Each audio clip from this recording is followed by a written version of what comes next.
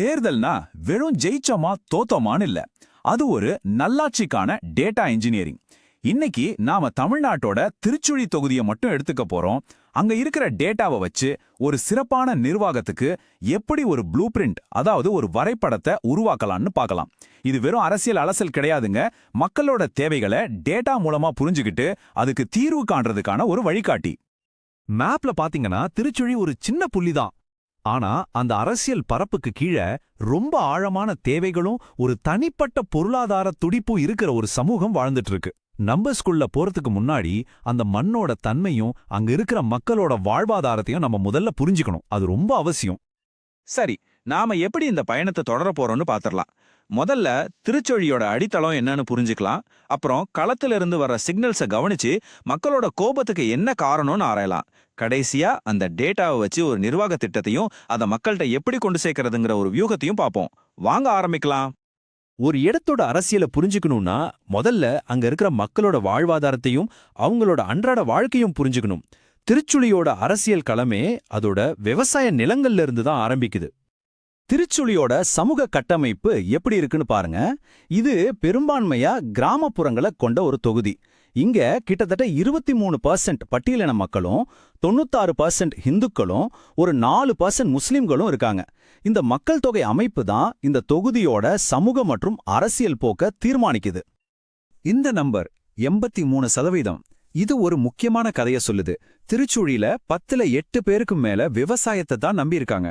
அப்படின்னா என்ன அர்த்தம்? விவசாய பொருளாதாரம் தான் இங்க இருக்கிற ஒவ்வொரு குடும்பத்தோட மைய பிரச்சனை.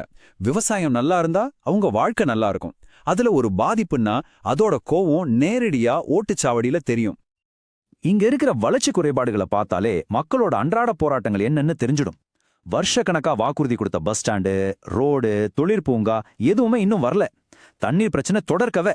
படிச்ச இளைஞர்களுக்கு சரியான வேலைவாய்ப்பு இல்லை. இந்த தீர்க்கப்படாத பிரச்சனைகள் தான் மக்களோட கோபத்துக்கு அஸ்திவாரமா இருக்கு. சரி, இப்போ சமூக சூழல்ல இருந்து அரசியல் டேட்டாவுக்கு வருவோம்.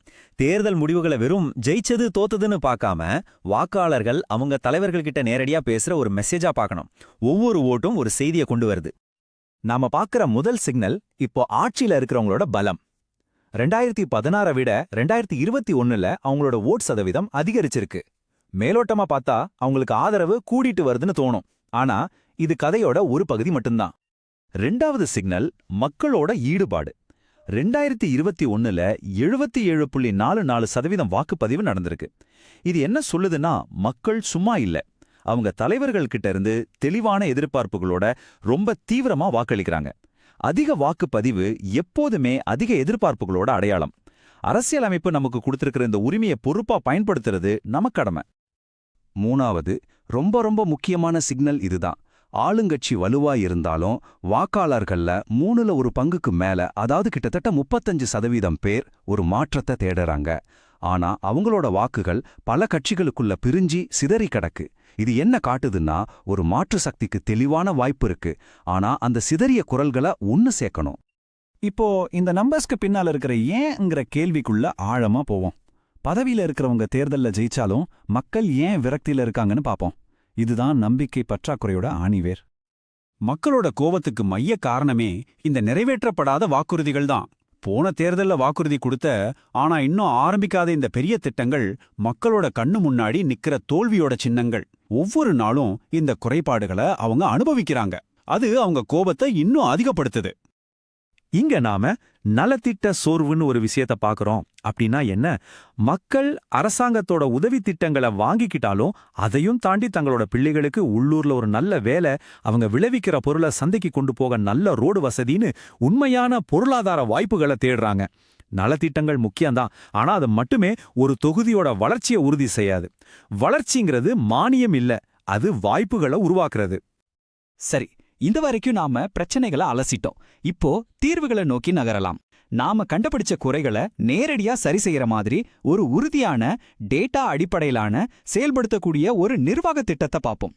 இது வெறும் வாக்குறுதி லிஸ்ட் இல்ல, இது ஒரு ஆக்ஷன் பிளான். இந்த வரைபடத்தோட முதல் பகுதி இதுதான்.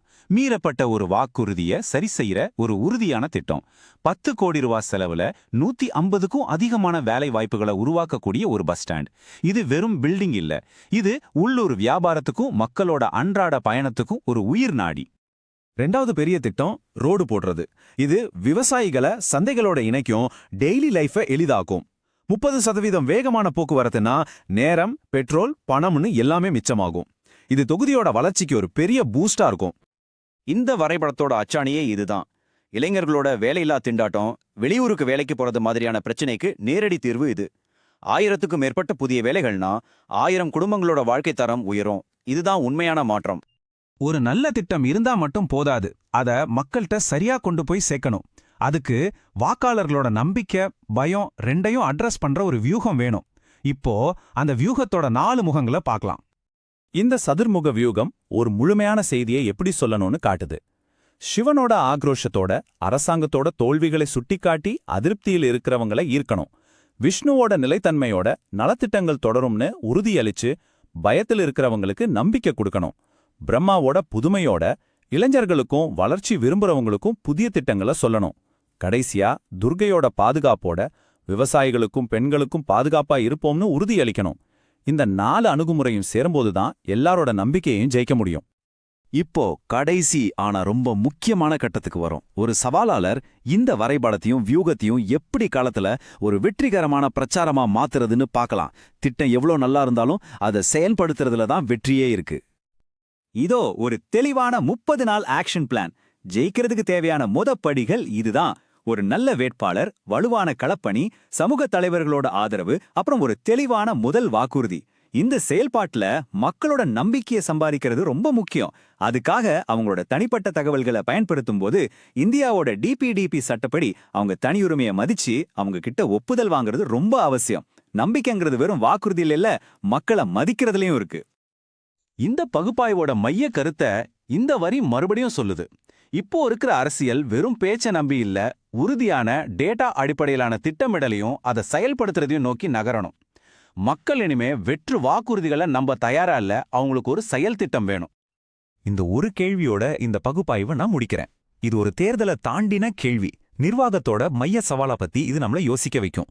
உண்மையான நம்பிக்கைங்கிறது வாக்குறுதிகள்னு வராது.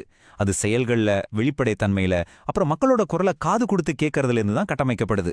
இத பத்தி நம்ம எல்லாரும் யோசிக்கணும். நீங்க மக்களுக்கான ஒரு தலைவரா உருவாகணும்னாலும், உங்க தொகுதியை முன்னேற்றணும்னாலும் blueprintstrategies.ai தொடர்பு கொள்ளுங்க. எங்க மெயில் ஐடி mgr@blueprintstrategies.ai அல்லது 08042041602 என்ற எண்ணுக்கு கால் பண்ணுங்க. அரசியலுக்கு அப்பாற்பட்ட ஒரு நோக்கம்.